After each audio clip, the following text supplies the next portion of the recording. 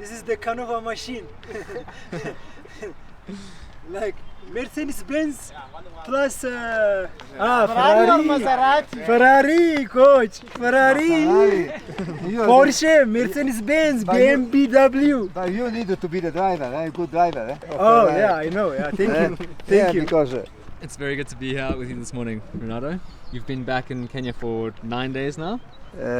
yeah, from now, and after yet other 5 weeks, no, because preparing marathon for this group, the group is, we have many Europeans in the group, and the European learn something from Kenyans, but Kenyans learn very much professionalism from European, so the mix can be okay, because European 204.58, 205.10 started to run, and in the group the Kenyans, here there are maybe more than 10 Kenyans that are about 205 today, and so we see a little bit.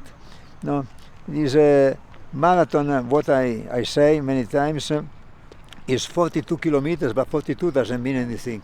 If you don't have enough volume, it's very long, the marathon. Yeah. If you have very good preparation, is short. So it's not 42. Depend. It Depends on how prepared you are. Yes. The most important thing for a marathon coach is not too much only the methodology or something like this, but is the ability to put in the mind of the athletes the idea that volume is at the base, and is nothing. It's not difficult to coach marathon. It's very much more complicated to coach 800 or 1500 meters. But more long is the distance, more important is the psychological approach, and less important the technical approach. Yes. So is everybody before starting a marathon fears the distance. All. The only maybe in the history was Kiptum that never feared the distance at the beginning, but never feared because the normal training is 270, 280, 300 kilometers. You already had the volume. The difference between 40 years ago, because already there were these volumes 40 years ago. No? Toshihiko Seko, the Japanese, had a record of 480 kilometers in 1 week. No, practically. But the difference is that many kilometers where the long distance was not fast. Today, no, one time maybe not every week, but every 10 days, every 2 weeks, there is a long distance, 96-98% of the marathon pace. This is the big difference that there is with the past. But about the volume, already 40 years ago, there were people running more than 300 kilometers per week. So it's not... Nothing new. Nothing new. Nothing new. No, the new, there is the intensity inside this. No? And the other thing, no. But normally we have athletes of top level that don't fear the intensity, but fear the volume. So we need to put together the two situations.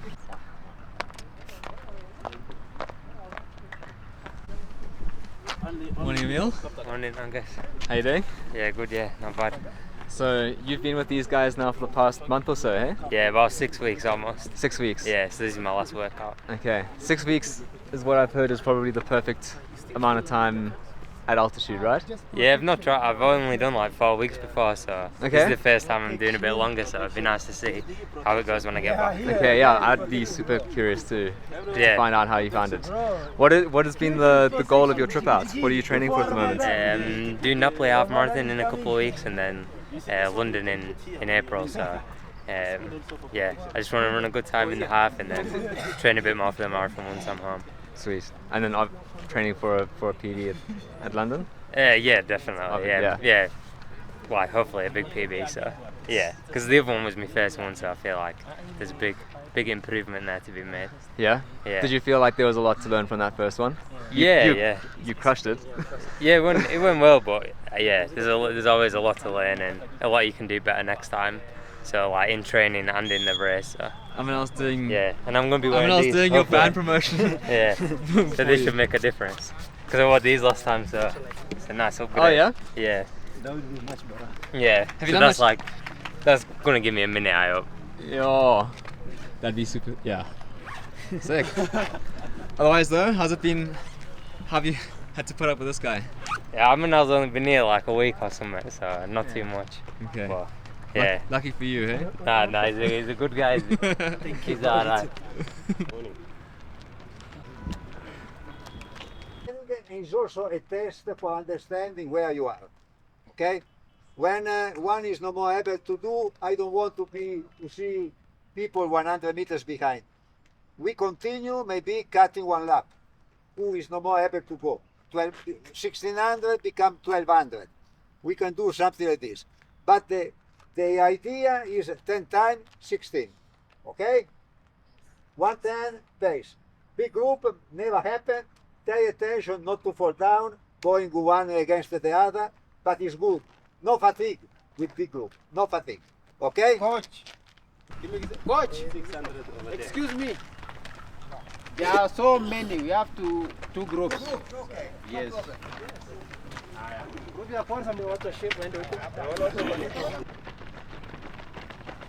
So this week's episode is very similar to the one that we aired a couple of weeks ago with Yaman Kripa. Same workout on paper. Having watched the footage back, is there anything off the top of your head that you can see is different in this workout compared to last times? I mean, it's same workout, same track, pretty much the same conditions. Funnily enough, this is obviously a pretty classic workout. Mile repeats, 1600 meters being basically the same as a mile. This is a pretty standard workout for Canova to be doing for his athletes when they're both at the start and sort of through the middle of their training blocks. It's a very classic one, 10 miles worth of work at right around threshold. Not quite at marathon effort, but sort of right around that pace. 14. Can you write my one? Yes. It's 437. 437. Okay. 0.9. Okay. 437. 19, eh? 0.9. 4.9. Okay, Yeah. sir. Fine. Okay. Okay, 2 minutes 30 seconds. We are going round. Did you have a favorite moment from the workout? Something that stood out to you? I really like the end where they're speculating what he could run. So he actually predicts him to run faster than himself, Tedeschi. So he's obviously very confident in Mila's ability. That's my favorite part of the workout, even though it's not the workout itself, it's post-workout. But there's just so many gems from Canova in this video. I mean, speaking to why Kiptum possibly ran as fast as he did with not having the fear of the marathon, I think that's a massively overlooked thing about the marathon. And I think Canova's really onto something there. The mental side of training and racing is a bigger deal than most people realise, and especially the marathon. It sounds like Canova's really trying to drive that point home with his athletes, and I think that's a hugely overlooked factor in coaching, for sure. Albert. Yeah?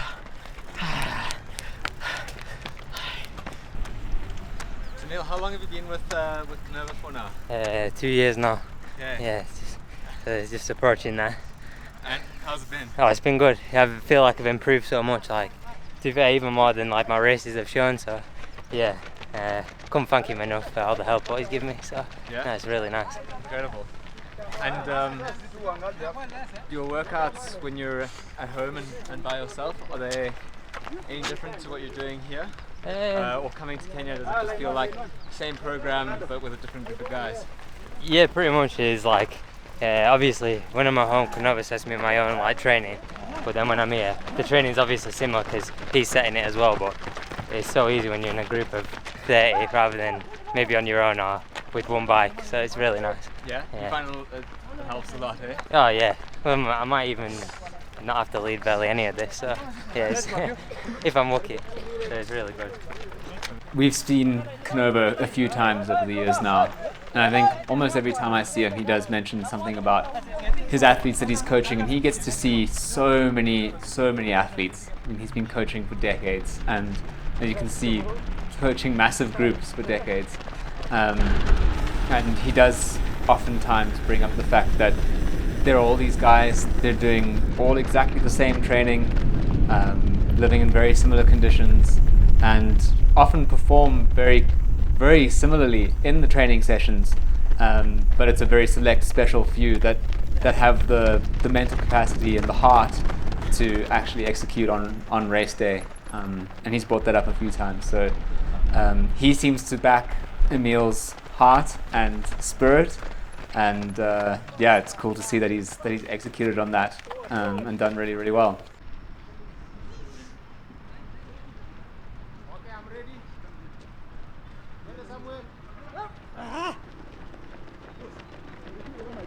If I've learned anything from filming all these athletes around the world, it's that most of them train to a specific effort. They don't necessarily train too much to a specific data metric like heart rate or pace or anything like that. Sometimes they might. But this whole idea we've really embraced at the Sweat Elite Coaching Academy. And we try to make sure all the athletes that we train at the Sweat Elite Coaching Academy are running to a specific effort and not necessarily chasing any external data metric. And if you're interested in learning more, you can join us over at Sweat Elite Coaching Academy. So Emil, Renato and I were talking just now about volume, and he clearly has a big emphasis on big volume. Yeah. What is your weekly volume looking like at the moment? And how has it changed since coming on with Renato? It's looking about between 200 and 220k per week, and then yeah, before Renato I was doing about 140k. So Okay. it's a big increase, but it's been slowly. Okay. 70 they know. No less, no more. 15.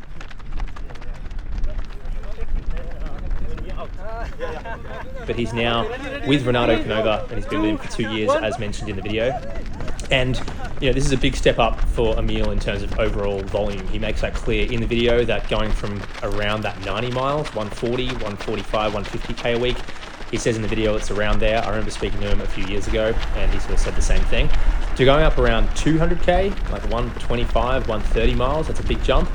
It seems like so far that's happened pretty seamlessly. I mean, I'm not aware of any sort of hiccups or anything in the way, but you know, Emil's very clearly in phenomenal shape, and it's awesome to see, especially at the end of this video, some of his teammates get around him and really almost press home the fact that they think he can run under 60 minutes for a half. And I mean, of all people, these guys know they have run sub 60 for a half, so they know what workouts you need to do in order to, and you know, it's the splits you need to be able to do to run sub 60. So I think in a way, just having that camaraderie with the group and having people like Tedeschi Abraham who've run under 60 tell him that he can run under 60 now is such a powerful thing. I mean, belief is a huge thing in running. It's a huge thing in any sport or any endeavor or really anything that you want to do. And I think Emil's placed himself in an environment now where he's surrounded by people faster than him and a lot better than him. And people can go each way with that. It can you know, cripple them. It can give them a lot of pressure, and they can have a hard time keeping up. But it usually, and oftentimes, especially at this level, is a good thing because athletes realize, okay, in order to take the next step from 60 and a half, or that's in Emil's case, it might be 61 for many pros, in order to get to that top level of sub 60, which is sort of what you need to be able to run 205 or 206 in most people's cases, which is what Emil ultimately wants to run, from what I understand.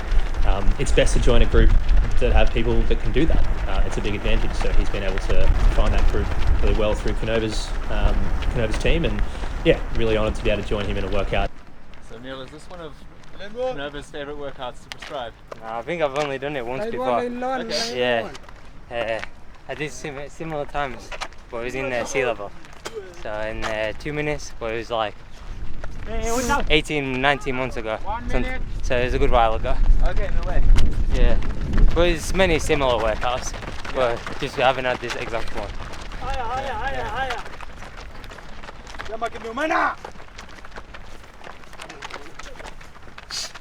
Dedese. Dadese. Budogo. Yes. Moral. Yes. And motivation. That is the spirit of sport. 25 seconds to go. I think one thing I'd love to ask you is around something that Canova says in the workout that's very funny and a little bit ironic considering Emil's final time. but he makes the distinction Canova does between running 59.59 and running 60.00, and Emil comes out with a 60.01. So close to that sub 60 mark. Could you talk a little bit to that, to maybe some of the frustrations around coming so close to a barrier like that, but also maybe the overall success of what that time actually is for Emil? Yeah, I mean, I think he means that more in a sense of after the fact, you almost feel like you're in a different category if you break 1 hour. And I see that. It's almost a little bit of comparison to a stock price. All these companies always say, once X share price gets to triple digits, it's almost a different psychology into how big the company is. I'd use that analogy to what Canova's trying to say here. The reality is the difference between 59.59 and 60.00 is 1 second. And break down 1 second over 21K, that's obviously half a meter. But I think it's more like, in his mind, it's like if you think you're a 59-minute runner, even if it's 59.59, you almost feel like you're on a different level than someone that's run 60.00. I would be very interested to know how it does affect Emil mentally. And I think it's going to actually do positive things because, like we said earlier, he's surrounded by these top guys who have run sub 60, and they consider him in the same league. He is clearly part of that group. I think he knows that he is in that league, and maybe just quite missing it. I think it's going to leave him with a lot to hunger for, and a lot to like reach for in London Marathon. I think it's going to leave him feeling ravenous. All right, as you can probably tell, Renato Canova, one of the best marathon coaches in the world, or arguably the best marathon coach in the world, loves to talk. And Angus and I always joke about the fact that when we go and speak to Canova, we better make sure that we've had a few shots of HVM and Ketone IQ before we speak to Canova, because then we can focus on everything that he says for the next 30 to 60 minutes of his conversation. Because once you get him started, he loves to chat. And we are super appreciative of Canova sharing so much wisdom on our media, on our YouTube and on our podcast. So HVM and Ketone IQ are a sponsor of this video. I was in Kenya for about 7 weeks last year, and I found that taking it every day in the morning, first thing, was super helpful for my energy. Ketone IQ is another form of energy to the brain. I find it really, really beneficial, especially if I have a super busy day and I have to prioritize a lot of things: work, training, taking a training camp, coaching others. I find it's really useful just for brain energy. So a huge thank you to HVM and Ketone IQ for sponsoring this video, and we're really looking forward to working with them more in the future. And Canova, you're amazing. We love you. Go. 3:29, 70.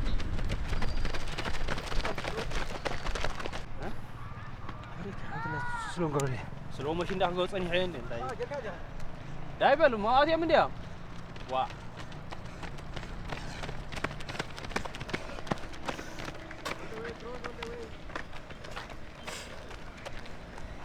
You.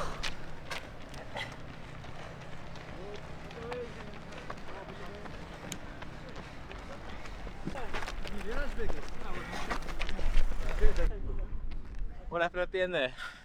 I mean, well, I can't complain. It's the truck guys.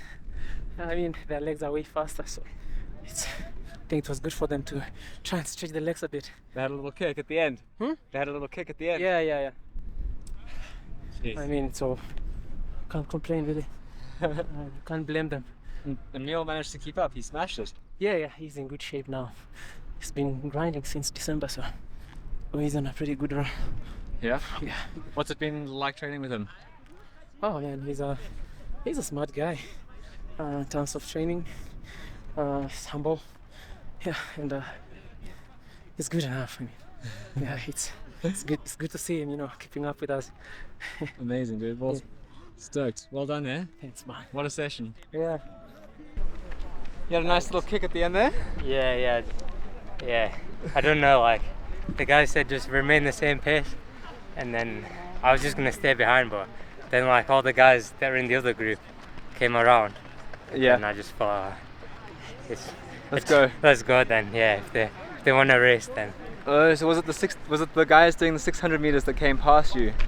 No, it was the guy, because there's our group, Canova's group, and then there was a group, a lean-in group, so Okay. it was like a big mix, and it was our group was in the front, just maintaining, and then the lean-in guys came around, and then You went with them. and then I went with them, which I don't know if the guys in my group are happy, but yeah, Well, I just wanted to go anyway. shows you finished strong. Yeah. So now I'll just train easy the next 2 weeks. Okay. Well, like good volume, but just not pushing anything. Okay. Because I've done hard training now, so just easy Yeah. for the race. But it looks like you're coming off the back of this training camp pretty strong. Yeah. Pretty happy with how things have gone. Yeah, really happy. All the sessions went good, so now I'm happy. Good luck for everything. Oh, cheers, I guess. Thank you. Hey, Smash it. watch this guy. Yeah. Watch out this guy. 59. I hope. 59:47. I'm telling So you. this Yeah. wait, what's your time today, sir? 59:53. I respect Maybe you. 59:54, I will then I give you go. 6 seconds off. No. From mine. Even 59:59 is good No, for no, me. no. No. This guy, I tell you, 59:47. Thank you. Renato, thank you so much for having me. Okay, is always with Swiss elite. Yes. Okay. Thank you so much for having us. When you are here, it's not a problem. You are here, you see what happened. How did you feel about the workout? Everything went well? Almost everybody was able to finish because it's not something crazy. It's something normal. This training. Yeah. If you are a marathon runner, it's not that you need to celebrate this.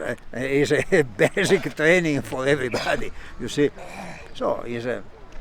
But what I tell you before, for marathon, the most important thing is the build-up step by step of the mind. Yes.